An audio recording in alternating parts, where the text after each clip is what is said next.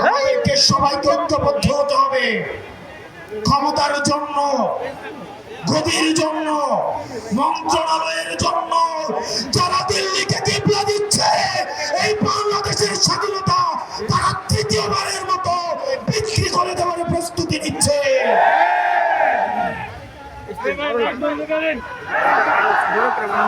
প্রিয় মুক্তিকামী জনতা,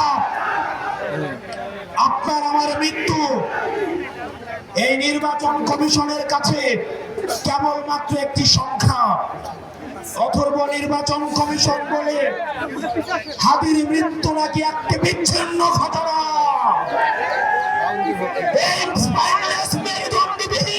election commissioner, আমরা এমন একটি বিচ্ছিন্ন ঘটনা তোমার সাথে যেন ঘটে যদি অপেক্ষায় থাকো। দেশে যারা বিশৃঙ্খলা করে, সন্ত্রাস, ভোট চোর, আমাদের দেশে যারা স্থিতিশীল পরিবেশ তৈরি করতে চাচ্ছে, হাদি ভাইকে যারা হত্যা করেছে, নির্বাচন যারা বানচাল করতে চাইছে, দেশের পরিবেশকে যারা অস্থিতিশীল করতে চাইছে, সীমান্ত যারা আমাদের ভাইদেরকে বোনদেরকে মেরে ঝুলিয়ে রাখে, তাদের আশ্রয় এবং প্রশ্রয়দাতা পৃষ্ঠপোষকতা দিচ্ছে ভারত। ভারতকে স্পষ্ট ভাষায় বলতে চাই, যারা আমার দেশের সার্বভৌমত্বকে বিশ্বাস করে না,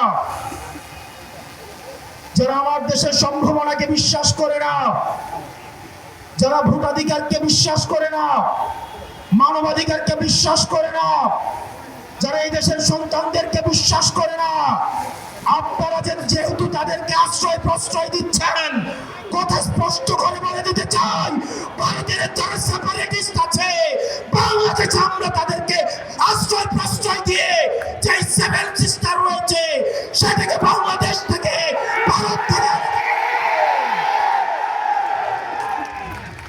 এই